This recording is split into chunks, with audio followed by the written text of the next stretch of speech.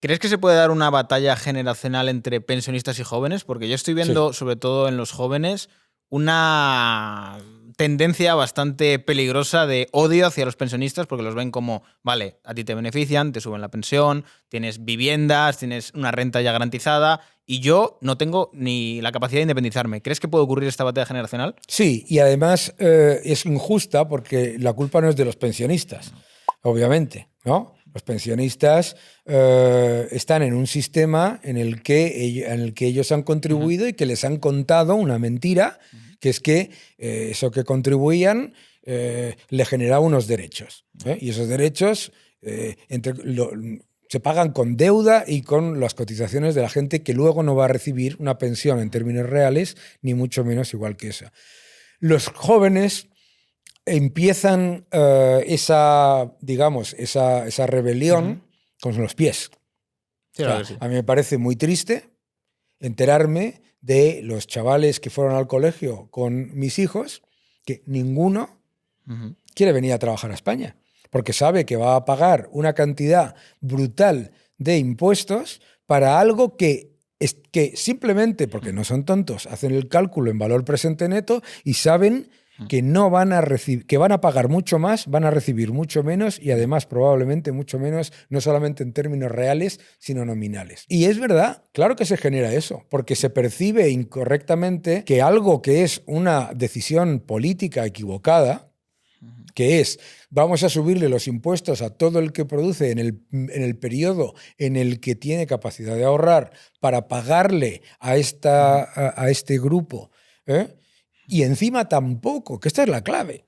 Porque claro, ese joven que pueda estar enfadado puede decir, oye, es que yo no tengo acceso a empleo, no tengo acceso a oportunidades, etcétera, porque le están pagando a él. Tampoco, porque el pensionista está siendo remunerado con deuda. Por lo tanto, es un sistema. Es que es una Deuda que además pagará los intereses él, lógicamente. Exacto. Es que el otro día leía en no sé dónde, la seguridad social alcanza superávit gracias a una transferencia de 40.000 millones de un estado deficitario con una enorme cantidad de deuda. O sea, yo decía, creo que era, no sé si era Marx o Lenin, creo que era Marx, no me acuerdo, pero que decía que el capitalismo empezará a destruirse cuando se confunda capital con deuda. O algún marxista lo dijo. Para una de las cosas correctas que dijeron, no me acuerdo de quién fue al que se le atribuye esa cita. Pero, claro, es toda una farsa. ¿Le hemos subido la pensión? No, no me ha subido la pensión. Me ha endeudado la pensión.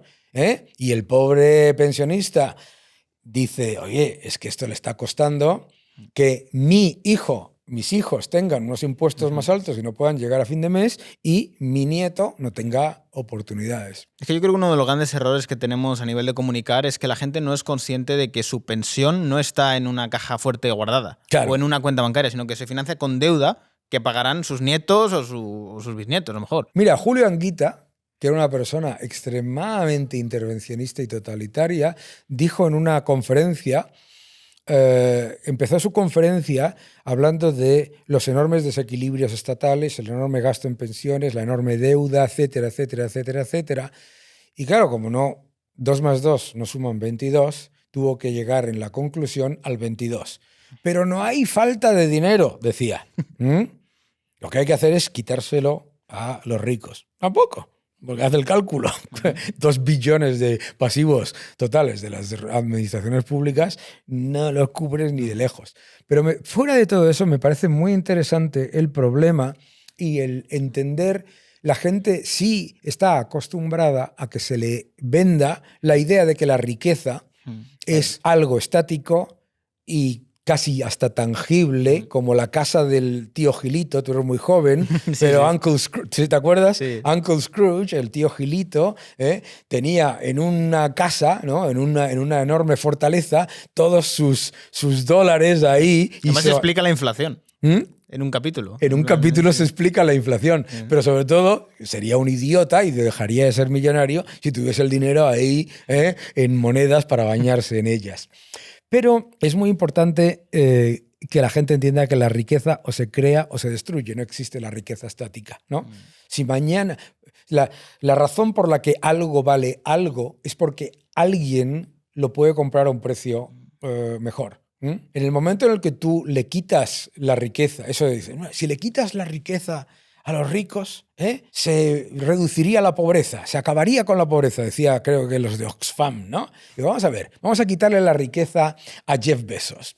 ¿En qué tiene la riqueza Jeff Bezos? En acciones de Amazon, ¿no? Quítale las acciones de Amazon. ¿Cuánto valen las acciones de Amazon? Nada. ¿Quién va a comprar unas acciones que le acabas de quitar a un tío? Claro. Es imposible. No Wipeout. ¿Qué es lo que pasó? Pero eso lo ves en las acciones, que es donde tiene la riqueza, ¿no? Y lo que además no las va a vender y no las puede vender. Imagínate que las vendiese. No, imposible. Pero ahora pasó con la Revolución Francesa. Dijeron, le quitamos las propiedades a los ricos, bish bosh bang, vamos a vivir todos maravillosamente. En el momento en el que le quitas tú las propiedades a la iglesia y a los ricos, ¿qué valor tiene esa cero? Porque claro, no tiene ningún valor. Es que esto que comentas es muy cierto porque, por ejemplo, la gente cuando ve la lista de Forbes se cree realmente que Elon Musk tiene todo ese dinero en su banco cuando son acciones que además no vas a poder vender porque si las vendieras, lo primero, el mercado probablemente no podría absorber semejante cantidad de acciones y si lo hace, se derrumba todo. Claro. Es que, pero vuelvo a repetir, no es que no lo sepan, es que los que venden ese mensaje tienen el objetivo de introducir la envidia. Es decir, no es, fíjate Elon Musk que el tío empieza de la nada, boom, boom, boom, y llega hasta aquí, y fíjate lo que ha conseguido, incluidas sus acciones de Tesla, whatever the value, cualquier valor que tenga, me da exactamente igual. No, es, si le quitas el dinero a ese, a ti te va a ir bien. No es cierto. Pero lo peor es que te lo vendan de la siguiente manera. Si le quitas el dinero a ese y me lo das a mí, administrador público, algo te va a llegar a ti. O sea, es que ya es todavía peor, ¿no? O por ejemplo, el ejemplo de Aerolíneas Argentinas, de yo soy Milei, te dejo al trabajador la empresa, nadie quiere la empresa. Claro. Claro, ¿por qué? Porque, mira, la gente dice, el empresario no crea valor, lo crean los trabajadores. Interesante. ¿Por qué el señor que sube y baja maletas en el Four Seasons de Laguna Beach gana 20, 30, 40 veces más que el tío que sube y baja maletas en el Hotel Paco de aquí, de este barrio? Si existiese ese hotel y si hubiese un señor que sube y baja maletas, que probablemente no exista. ¿Por qué? El brand, todo lo que implica, o sea, el empresario no aporta capital. La empresa no es el capital aportado, que es la definición marxista, ¿no? El capital, y el capital no es lo que crea la riqueza la crean los trabajadores, sino el valor añadido y lo que tú estás valorando por toda esa marca completamente distinta, que es lo que hace que este reloj valga una cantidad completamente diferente a un reloj que da la misma hora de otra marca, ¿no? Entonces, la gente se le intenta vender que eso no existe, que el valor añadido es una falacia. Y te dicen, a mí me pasó una vez, se me echó encima un chico en una charla en la universidad y me dijo, la riqueza se crea colectivamente y se acumula individualmente. Y le digo, ¿así? Explícame eso. ¿Cómo funciona eso? ¿Porque no te pagan? ¿No estás recibiendo un salario, una remuneración, etcétera? ¿Y dónde prefieres tú trabajar? ¿En una empresa que haga botellas de agua, que venda esa botella de agua a 5 euros, o en una empresa que haga botellas de agua, que haga esa botella de agua y la venda a 1 euro? ¿En qué empresa prefieres? No, es que la que vende 5 euros, el consejero delegado gana 3 millones, claro, y tú 50.000 euros.